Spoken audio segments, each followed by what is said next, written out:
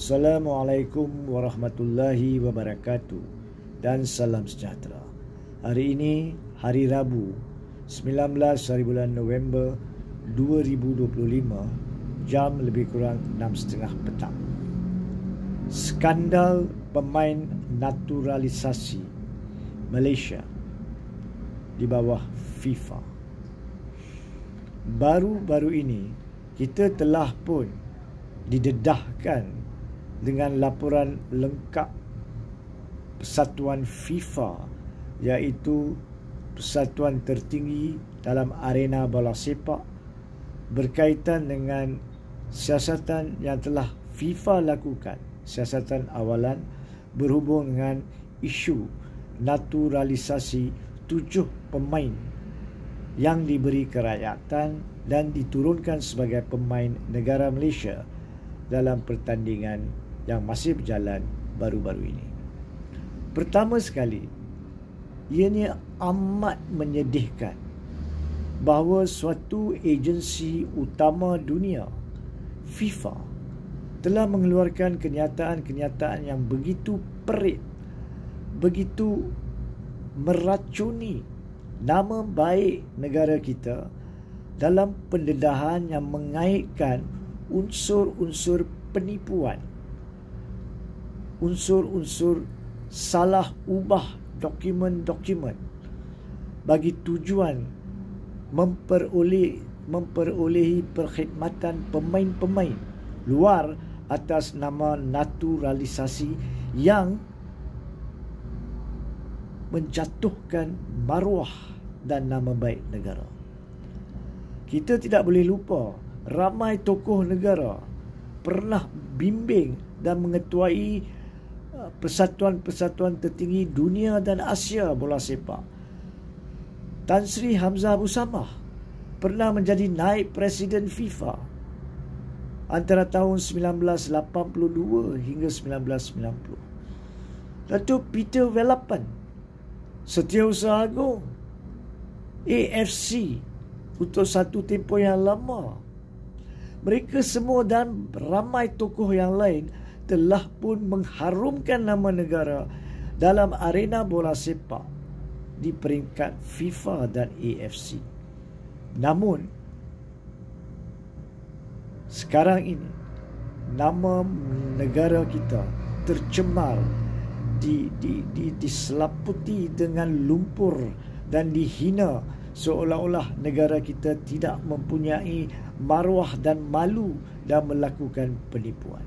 Saya tidak ingin mendahului lebih lanjut sama ada siasatan lebih lanjut oleh FIFA yang telah diarahkan dalam laporan yang didedahkan selepas siasatan awalan, maupun siasatan lanjut pihak-pihak berkuasa negara ini yang kini selepas FIFA mengarahkan negara-negara Argentina, Brazil, Sepanyol, Belanda dan Malaysia untuk pihak berkuasa menyiasat kerana terdapat unsur-unsur penipuan dan salah ubah dokumen yang merupakan jenayah dalam bidang kuasa negara masing-masing, baru kita dapat maklumat bahawa pihak PDRM akan membuka siasatan berkaitan perkara ini.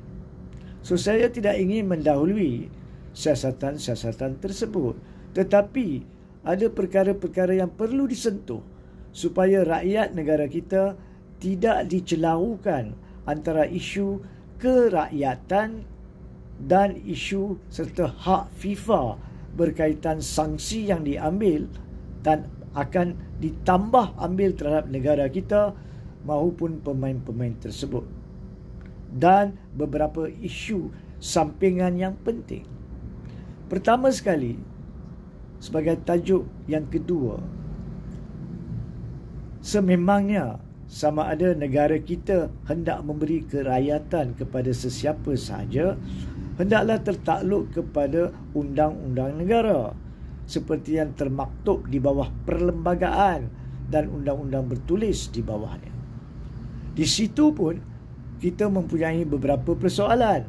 Adakah mana-mana atau kesemua 7 pemain tersebut memenuhi syarat-syarat permohonan menjadi rakyat Malaysia, sama ada berkaitan dengan isu tempoh bermastautin 10 tahun maupun isu kefasihan pertuturan bahasa kebangsaan, bahasa Melayu. Berhubung perkara ini, walaupun Saifuddin Nasution telah beberapa minggu lalu di Parlimen mengatakan kononnya beliau mempunyai kuasa untuk dan budi bicara untuk mengabaikan syarat tempoh kemastautinan, tetapi sebenarnya kuasa itu tidak semudah seperti yang cuba diterangkan oleh Saifuddin Nasution. Walau bagaimanapun, di tahap ini isu kerakyatan bukan isunya, kerana FIFA tak tertakluk kepada mana-mana isu kerakyatan semata-mata. FIFA berhak, seperti yang mana yang mereka telah letakkan, bahawa mana-mana rakyat negara yang bermain bola untuk pasukan itu bukan saja mempunyai kerakyatan, tapi perlu dibuktikan mempunyai kaitan dengan negara itu melalui 2 keturunan, iaitu atuk atau nenek di sebelah bapa atau emak. Itu keperluan FIFA. Sekiranya tidak, nescaya banyak negara lain di dunia akan cuba membeli pemain-pemain bertahap antarabangsa untuk menjadi pemain atas kerakyatan negara masing-masing, dan itu tidak akan membantu kemajuan bola sepak dunia, apatah lagi di negara tersebut. Sebab itulah kaedah atau undang-undang itu termaktub di bawah undang-undang FIFA, yakni tanpa mengira sama ada negara tertentu telah memberi kerakyatan atas pilihan negara itu, tapi sekiranya dia tidak mempunyai kaitan dengan negara itu melalui saudara 2 keturunan, maka FIFA boleh menghalang beliau daripada berkhidmat atas nama negara tersebut. Itu yang berlaku dengan 7 pemain ini. Jadi isu kerakyatan adalah isu dalaman. Apapun berlaku berkaitan dengan sanksi FIFA, pendedahan laporan yang memalukan negara oleh FIFA, dia tidak menjejaskan kerakyatan 7 orang ini jika Malaysia meneruskan dengan kerakyatan mereka. Walhal bagi saya tidak adil kepada mereka sekiranya kerajaan atau pasukan bola sepak, Pertubuhan Bola Sepak Malaysia FAM, mempunyai kaitan langsung dengan pemberian kerakyatan secara sewenang-wenangnya dengan maklumat yang tidak lengkap. Itu cerita lain. Yang ketiganya, pihak polis sepatutnya memulakan siasatan polis seawal apabila laporan polis telah dibuat. Pada masa FIFA telah pun mengeluarkan perintah awal denda terhadap FAM dan denda terhadap para pemain tersebut. Pada masa itu telah pun dinyatakan bahawa terdapat dokumen-dokumen yang telah disalah ubah dari negara-negara asal pemain tersebut yang telah digunakan untuk mendaftarkan pemain tersebut bukan sahaja sebagai rakyat, itu urusan dalaman negara, tapi sebagai pemain yang layak kononnya bermain untuk negara itu, iaitu negara Malaysia. Sepatutnya siasatan bermula pada masa itu. Tetapi yang memalukan adalah cuma selepas FIFA mengeluarkan laporan muktamad awalan 2 hari yang lalu, barulah polis kini mengatakan bahawa mereka mulakan siasatan. Ya, baik siasat sekarang kerana tak siasat langsung lebih buruk daripada siasat lewat. Tapi yang memalukan adalah setiap pihak berkuasa negara ini dikaitkan dalam insiden yang menghina ini, insiden yang memalukan negara, iaitu KDN mengeluarkan kerakyatan tanpa usul periksa yang betul. Pihak FAM yang keduanya terlibat seperti mereka mengakui dalam inkuari FIFA ada salah ubah dokumen-dokumen di atas sebab-sebab teknikal kononnya, tapi mereka mengakui ada salah ubah. Begitu juga pihak berkuasa polis yang tidak memulakan siasatan pada masa yang perlu. Cuma selepas FIFA mengeluarkan kenyataan tegas bahawa siasatan lanjut akan dibuat yang sememangnya akan mendedahkan Malaysia kepada hukuman-hukuman lebih lanjut. Bagi saya tidak akan terkejut sekiranya FAM dan Malaysia diharamkan daripada bermain bola sepak di peringkat FIFA dan kemudiannya di peringkat AFC untuk tempoh beberapa tahun. Bukankah itu akan selain daripada memalukan negara atas skandal ini, menjatuhkan nilai dan mutu bola sepak di negara ini? Anak-anak kita yang belasan tahun, awal 20-an yang akan terjejas dengan insiden skandal ini. Yang keempatnya, pada hari ini, hari Rabu, laporan media menunjukkan bahawa Menteri Belia dan Sukan Hannah Yeoh telah mengatakan bahawa isu berkaitan dengan siasatan jenayah pemalsuan dokumen adalah bidang kuasa Kementerian Dalam Negeri. Untuk pengetahuan Hannah Yeoh, itu tak perlu cakap. Rakyat Malaysia pun tahu.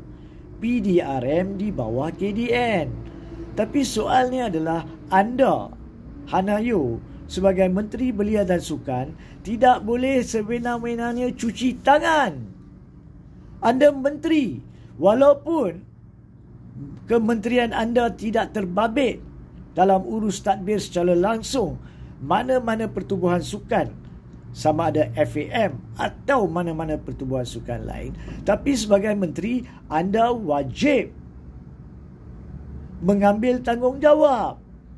Apabila Malaysia pergi sukan Olimpik, sukan Commonwealth, sukan Asia, maka anda adalah orang yang pertama yang akan sampai di medan-medan sukan untuk menunjukkan muka awak atas dasar kononnya memberi sokongan, mengambil gambar dengan atlet kita, apatah lagi yang menang. Dan kadang-kadang anda mengambil gambar dengan pemain-pemain lawan yang menewaskan pemain kita atas dasar minat awak, walaupun kehadiran awak adalah sebagai menteri.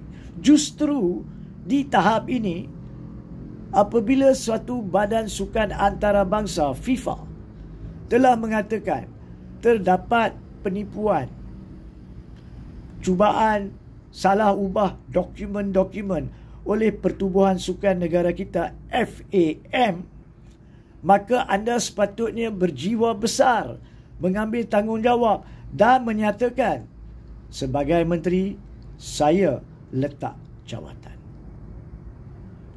Di England, untuk mereka daripada parti-parti yang megahkan sistem integriti barat seperti Inggeris, jangan kita lupa, pada tahun 80-an, apabila munculnya masalah kesihatan salmonella telur di England, di mana terdapat bakteria yang dijumpai yang membahayakan nyawa rakyat England yang memakan telur-telur keluaran pada masa itu, menteri yang mereka panggil sebagai Secretary of State di sana, Menteri Kesihatan Edwina Currie, telah meletak jawatan. Apa kaitan beliau dengan pengeluaran telur? Tetapi atas konsep integriti yang tinggi, sebagai menteri, beliau meletak jawatan. Itu yang awak selalu laung-laungkan, wahai pemimpin politik yang megahkan integriti barat. Maka sekarang saya sebagai rakyat Malaysia tuntut Menteri Belia dan Sukan yang kononnya memegang konsep integriti barat yang sama, yang merupakan konsep integriti antarabangsa, untuk meletakkan jawatan. Itulah sekurang-kurangnya yang anda, Hannah Yeoh, boleh buat. Bukan sekadar mengatakan dan menunding jari isu kesalahan jenayah di bawah PDRM adalah bidang kuasa KDN. Itu kita tahu. Dan KDN yang kelimanya, Saifuddin Nasution, anda pun kena jawab. Bagaimanakah pegawai-pegawai di Jabatan Pendaftaran Negara boleh membenarkan isu ketidakpatuhan pengubahan pada dokumen diabaikan dalam proses mengeluarkan kerakyatan kepada ketujuh pemain tersebut. Ini adalah tanggungjawab awak untuk menjawab, dan awak juga, walaupun tempoh kementerian awak akan tamat selepas tamatnya tempoh senatorship awak, bebas daripada itu, anda pun seperti Hannah Yeoh wajib meletak jawatan atas konsep kebertanggungjawapan, integriti sebagai menteri yang jawatan yang awak sandang. Apa gunanya apabila benda baik berlaku, awak minta kredit? Kami telah mendaftarkan 7 pemain warisan kononnya demi mutu dan kenaikan taraf bola sepak negara. Tapi kini bila didapati ianya disumbangkan dengan pemalsuan fakta dan salah ubah jenayah, maka anda pun wajib mengambil debitnya, tanggungjawabnya, letak jawatan. Justru secara rumusan, kandungan video ini adalah untuk memberi fahaman bahawa ini bukan isu soal kerakyatan pemain tersebut. Ini adalah isu maruah negara. Satu pertubuhan sukan negara FAM telah didapati oleh pertubuhan tertinggi sukan itu di dunia, FIFA, sebagai telah melakukan penipuan dan salah ubah kepada dokumen berbentuk jenayah, yang telah mewajarkan FIFA membuat kenyataan lanjut bahawa siasatan lanjut akan diambil terhadap FAM untuk mencari dan mengenal pasti siapakah individu-individu yang di belakang itu, sama ada ejen-ejen pemain luar negara maupun pegawai-pegawai dalam FAM atau mana-mana individu lain di negara ini. Itu amat memalukan. Saya harap anak-anak muda kita yang bermain bola sepak, janganlah lihat benda ini untuk menjatuhkan minat awak. Kita sama-sama kena hadapi. Perkara ini mungkin dilakukan oleh segelintir daripada rakyat kita yang memegang jawatan-jawatan tertentu. Tetapi kita semua, 33 rakyat negara kita, menanggung malu dan akibat daripada perkara ini, secara khususnya dalam arena bola sepak dunia. Adakah kita boleh bermain jika kita layak ke Piala Asia 2027? Saya khawatir dengan apa yang sedang berlaku dan siasatan lanjut AFC.